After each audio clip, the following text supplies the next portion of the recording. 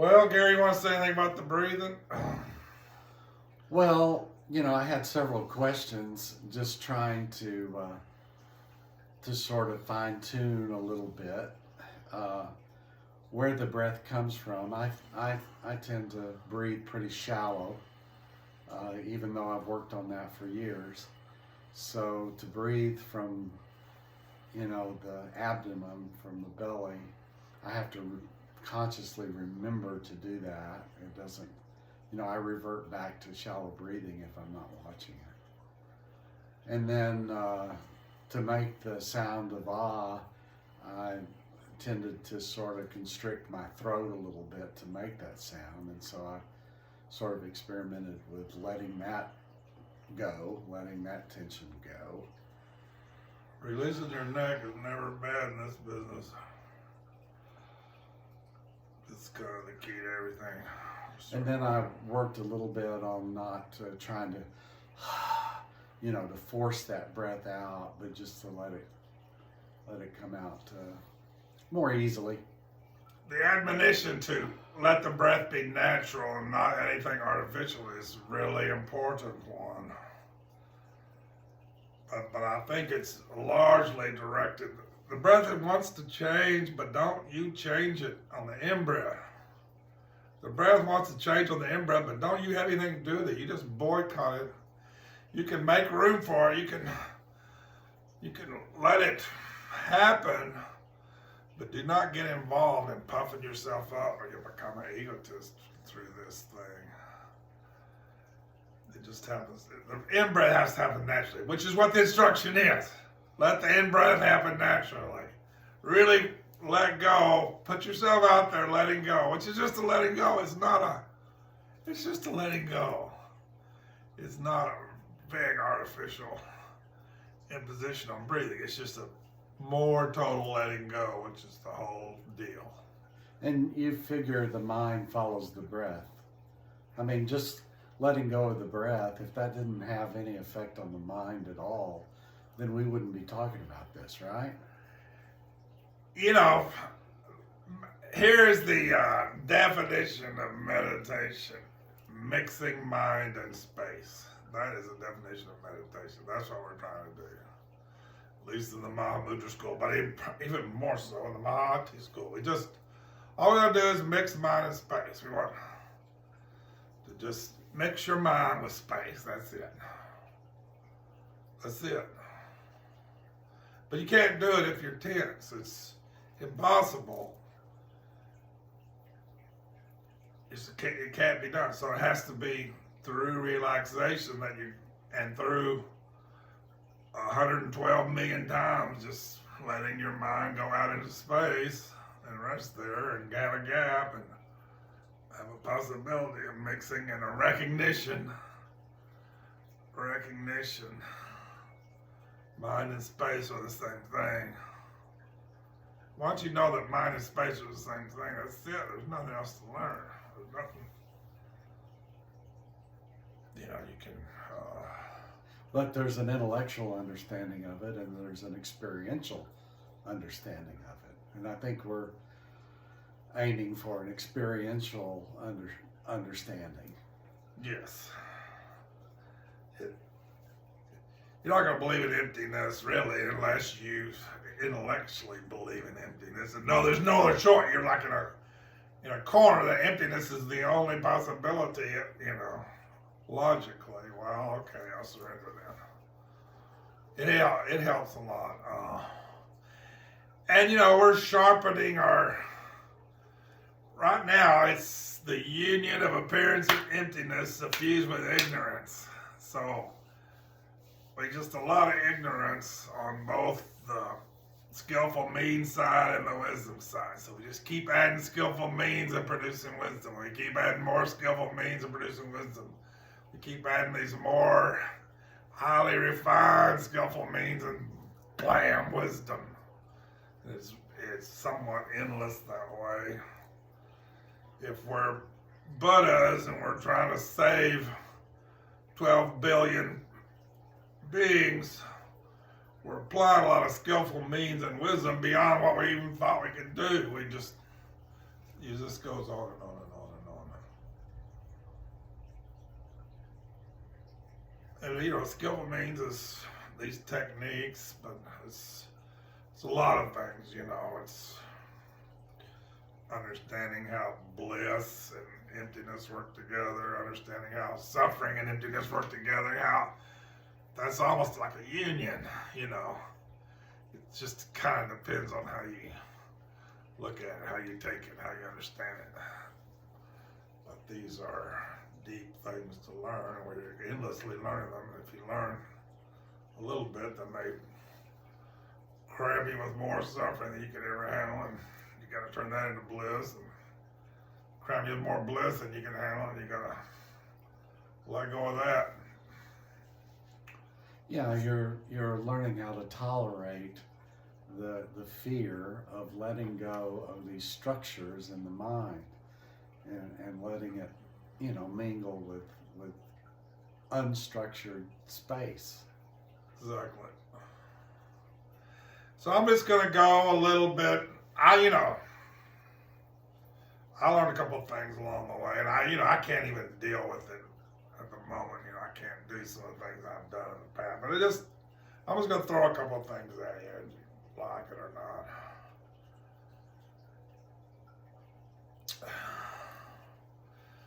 When you get further along with your breathing with the whole thing. I don't know. Occasionally, if I'm doing a lot of work and I'm really on the track of what I'm supposed to be doing, I just get to this place where my breath is like I'm sipping air. I don't know how to explain it, but my breath becomes very refined, and I feel like I'm just sipping it. I'm just sipping the air,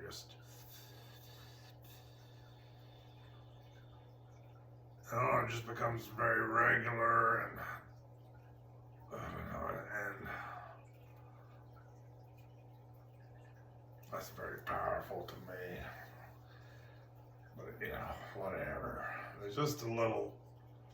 If you ever get to a place where you feel like that, please explore that, because I was going to go into this other stuff, and I have no knowledge of most of what I'm talking about here, but so this whole thing is about prana, nadi, and bindu. So essentially, I'm starting to talk to you about prana. That level of sipping the air like that and getting your breath really refined is, I think, we're talking about prana at that point. You're beginning to develop prana, which is what we want to do. And a lot of what we do with Nadi and Bindu has to do with our visualizations. But you start out with that prana. That prana is what you need for those visualizations to be more powerful, more effective. They'll be powerful and effective no matter what. If you got no prana, it's not, But they really start to work when you got the prana. Then those practices that you do, visualizing nadi, will become very effective, very effective.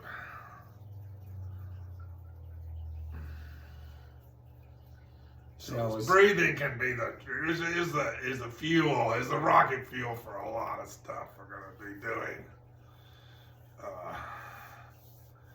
A lot of it's with your visualization practice, but whatever, whatever. And prana is sometimes described as vital energy. Yes. There was, we say, radiation without a radiator. And for years and years and years, I just wanted to be part of this process of radiation radiating out. And, ended up in space. It's just another way of ending in space. It's kind of changed from, now I just want to be natural. I just want to be natural. I just want to unhook any place where I'm closing off my nadis anywhere. I just want it to be natural.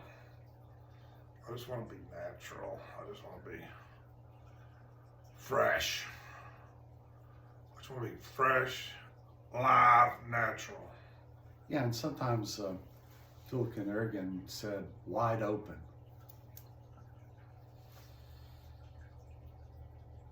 Yeah.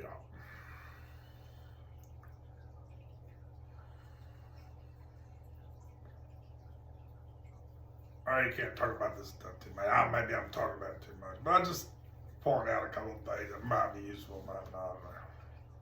Till you're ready, it's silly to talk about it maybe, but I'm just hoping I'm being helpful. And if you practice this breathing, man, you're gonna be generating some prana. I promise you. It's so powerful, and most people don't. Most people. I don't know. It's hard, and they quit, and they don't even think about it again. But do not quit. This is one you do not quit. If you quit, you will be up. You starting out as a piece of wood, you're going to end up as a piece of wood. Do not quit this breathing thing. Do not quit letting go of the out breath and thinking about a little sound. I guarantee you're going to reach the same conclusion I did. If I'm making a sound, I'm letting go. If I'm not, I'm not. You want to be on the side of letting go, guys, even though it seems like that's disaster. It seems like that is ruin.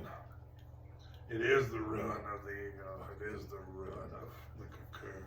It is a disaster of the way we've been living and looking at ourselves. But that's the deal. That's Vajrayana. That's Mahayana. That's Hinayana. That's it.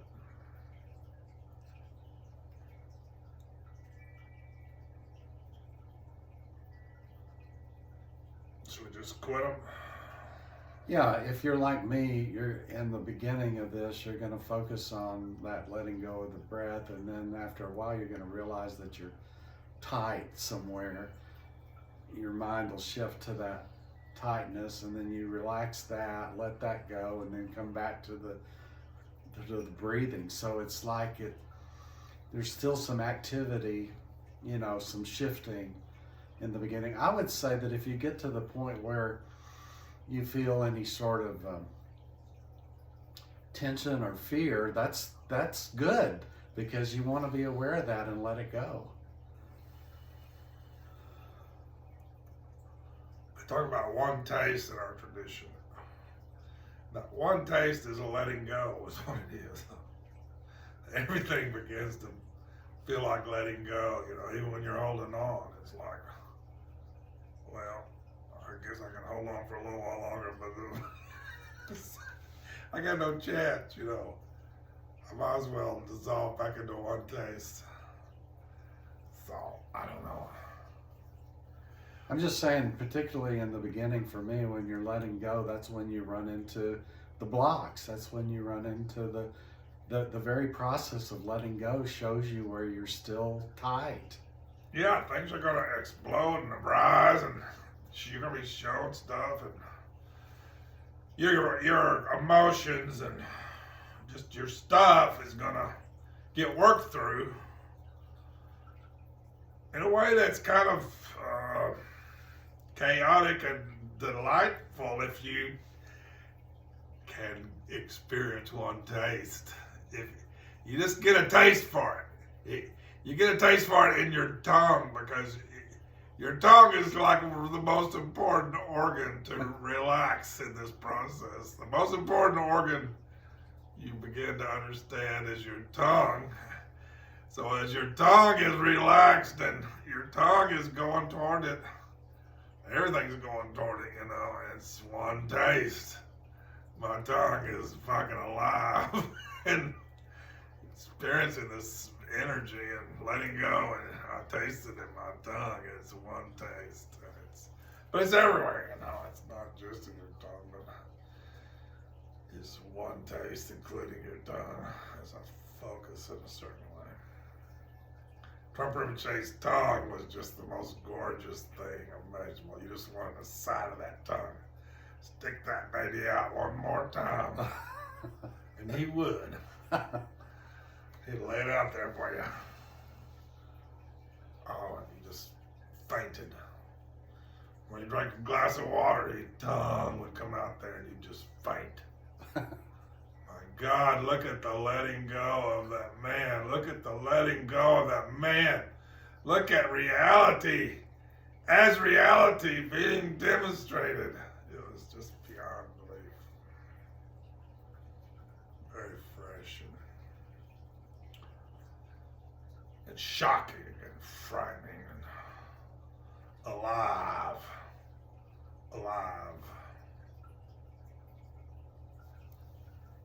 Or we could talk about resilience.